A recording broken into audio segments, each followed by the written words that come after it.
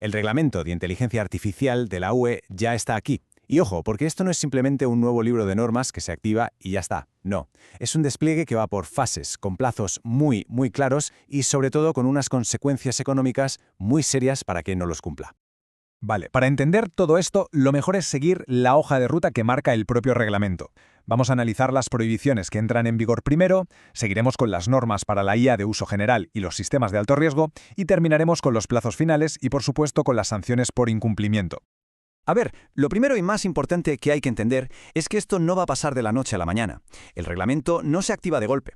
Al contrario, es una implementación muy bien pensada, escalonada a lo largo de varios años. La idea es dar tiempo para que todo el mundo pueda adaptarse. Y aquí lo vemos claro. El despliegue es progresivo, a lo largo de 36 meses. Se empieza por lo más gordo, por lo más urgente, prohibir las prácticas que se consideran inaceptables, y eso a los 6 meses. Luego, poco a poco, se van añadiendo las reglas para los modelos de uso general, los sistemas de alto riesgo, y al final de todo, la IA que va dentro de productos que ya están regulados. Es un calendario que cualquier empresa que trabaja con IA en Europa debería tener grabado a fuego. Venga, vamos al lío. El primer granito. 6 meses. Aquí es donde se pone el foco en las prácticas que la Unión Europea ha dicho hasta aquí hemos llegado, o sea, lo que es sencillamente inaceptable. Y como es de imaginar, aquí es donde las sanciones son más duras. Quedarán totalmente prohibidas las aplicaciones de IA que la UE considera que van en contra de sus valores fundamentales.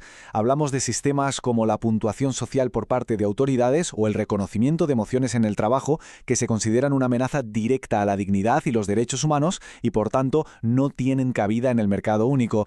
La seriedad de saltarse estas prohibiciones se refleja en las multas. Violarlas conlleva las sanciones más altas del reglamento, hasta 35 millones de euros o el 7% de la facturación mundial anual de la empresa, la cifra que sea mayor. Es una cantidad pensada para disuadir de forma contundente. Un año después de la entrada en vigor, el foco se amplía a los modelos de IA de uso general, esos potentes sistemas que hoy son el motor de muchísimas aplicaciones. El reglamento define estos modelos como GPI. Son esos modelos fundacionales, muy versátiles, que luego otros desarrolladores adaptan para crear aplicaciones específicas. Por eso, el control regulatorio empieza en la base de la cadena de valor.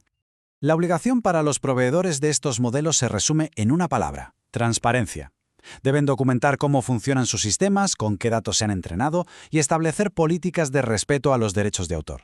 El objetivo es que quienes usen sus modelos después puedan, a su vez, cumplir con la ley. Es una cadena de responsabilidad. El reglamento es explícito al reconocer el papel y la responsabilidad especial que tienen los proveedores de estos modelos. Dado que sus creaciones son la base de muchos otros sistemas, la responsabilidad en la cadena de valor de la IA empieza con ellos.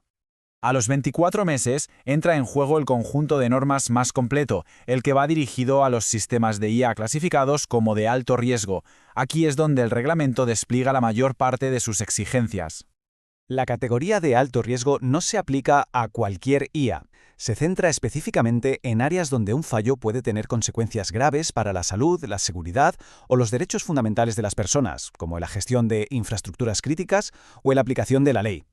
Aquí queda claro que el cumplimiento no es solo cosa de quien crea la IA, es una responsabilidad compartida a lo largo de toda la cadena, desde el proveedor que diseña el sistema y el importador que lo trae a la web hasta el usuario responsable del despliegue que lo utiliza en un contexto real. La distinción entre el rol del proveedor y el del usuario es fundamental. El proveedor debe construir una herramienta que cumpla las normas de diseño y desarrollo, pero es el usuario final, el responsable del despliegue, quien debe garantizar que esa herramienta se usa de forma correcta y segura, con supervisión humana. No basta con comprar un sistema certificado, hay que usarlo bien. Aquí vemos el siguiente nivel de sanciones. Aunque es inferior al de las prácticas prohibidas, sigue siendo una cantidad enorme, hasta 15 millones de euros o el 3% de la facturación global. Esto subraya la importancia de cumplir con las obligaciones en estas áreas tan críticas. Pasemos a la fase final del despliegue y resumamos los puntos más importantes que debemos recordar de esta hoja de ruta hacia el cumplimiento normativo. Este último plazo, a los 3 años, garantiza que los componentes de IA se integren sin fisuras en los marcos de seguridad de productos ya existentes en la UE. El objetivo es crear un panorama regulatorio unificado y coherente, donde la IA no sea una excepción. En resumen, la clave para el cumplimiento es doble. Primero, que cada organización identifique su rol exacto en el ecosistema, proveedor, importador, usuario, y segundo, que marque en el calendario los plazos que le afectan directamente. No es una ley de talla única y conocer las responsabilidades propias es el primer paso ineludible. La implementación por fases ofrece un camino claro para la preparación, pero con los primeros plazos acercándose rápidamente, la pregunta es si las organizaciones están preparadas. El momento de evaluar sistemas, entender obligaciones y adaptarse a la nueva realidad normativa es ahora.